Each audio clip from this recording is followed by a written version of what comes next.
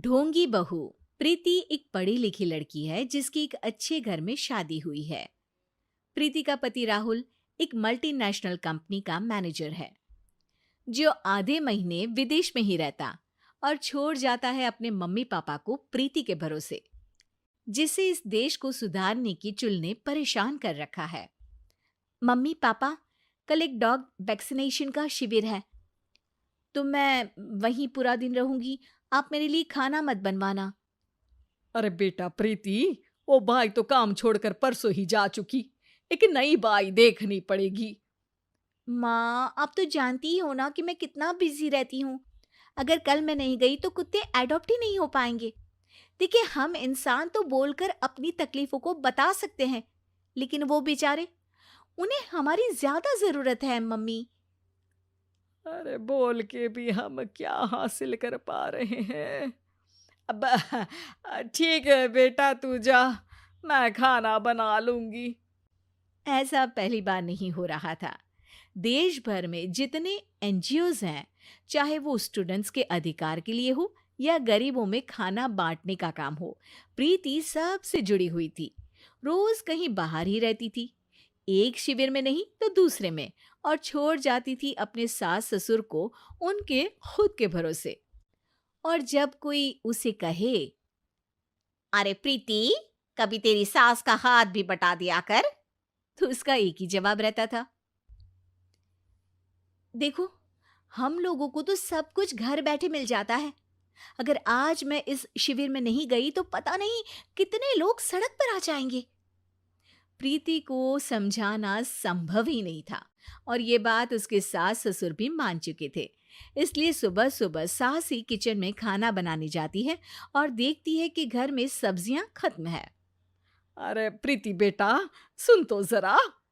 क्या हुआ मम्मी? मुझे बहुत लेट हो रहा है, और आप तो जानते हो ना कि अगर मैं इस शिविर में नहीं गई तो। हाँ हाँ, कुत्ते एडॉप्ट ही नहीं हो पाएंगे, सब जानती हूँ। अरे पर घर में सब्जियां खत्म हो गई है। अरे जब तू वापस लौटे ना तब लेकर आना, ठीक है बेटा। ठीक है मम्मी, चलिए मैं चलती हूँ। और हर बार की तरह प्रीति अपनी पार्टीज और आफ्टर पार्टीज में इतनी बिजी रह गई कि सामान लाना ही भूल गई। बात केवल सब्जियों की नहीं थी, लेकिन प्रीति हर रोज किसी नए शिविर में निकल जाती थी, अपने सास ससुर को अकेला छोड़कर। एक हफ्ते बाद प्रीति के ससुर जी के हाथ में दर्द होने लगा। अरे बेटा प्रीति, पापा जी के हाथ में बहुत दर्द हो रहा है। आज इनको डॉक्टर के पास लेकर जाना पड़ेगा। "अम, ठीक है माँ, आप हो आओ, मैं बाहर ही खा लूंगी। अरे बेटा, मैं कैसे ले जाऊं? ये काम तो हमेशा राहुल ही करता था, और मुझे तो डर है कि कुछ ज्यादा बड़ी बीमारी ना हो जाए।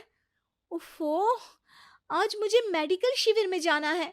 बेचारे बड़े बुजुर्ग जिनके अपने फैमिली वाले उनका ध्यान नहीं रखते, उनका पूरा मेडिकल चेकअप होगा। अगर मैं नहीं गई तो आप तो जानते ही हो, उनका चेकअप नहीं हो पाएगा। और हाँ बेटा, तू जा, मैं कुछ ना कुछ कर लूंगी। प्रीति के सास और ससुर दोनों ही काफी समय से प्रीति को समझाना चाह रहे थे कि उन्हें भी मदद की जरूरत है, लेकिन अब तो पानी सर के ऊपर जा चुका था। उधर प्रीति शिविर में पहुंचकर सबसे मिल रही थी। काफी भीड़ थी और प्रीति इंस्टाग्राम पर फोटोज अपडेट करे जा रही थी। तभी प्रीति की दोस्त रीना उसके पास दौड़ती हुई आती है। अरे प्रीति, जल्दी चल। अरे क्यों, क्या हुआ? अरे तू अभी सवाल मत पूछ और चल मेरे साथ। प्रीति रीना के साथ जाती है तो देखती है कि गरीब बुजुर्गों की लाइन में प्रीति के सास ससुर भी खड़े हैं। प्रीति को समझ में नहीं आता कि ये क्या चल रहा है। उसके ऑर्गेनाइजेशन में सबकी नजर उसके सास ससुर पर थी, और प्रीति को लगा कि बात उसकी इज्जत पर आ गई है। माँ, पापा जी, आप दोनों यहाँ क्या कर रहे हैं? आप तो जानते हो कि ये शिविर गरीबों की मदद करने के लिए बनी है, और आप इसका मजाक उड़ा रहे हैं इस तरह से लाइन में खड़े होकर। अरे बेटा, हम भले ही गरीब ना हो, पर जरूरतमंद तो है ही। हमारा भी कोई ध्यान रखने वाला नहीं है। मेरे पति के हाथ में दर्द है, मैंने सुना कि ज़रूरतमंद बुजुर्गों का यहाँ फ्री में इलाज हो रहा है, इसीलिए चले आए।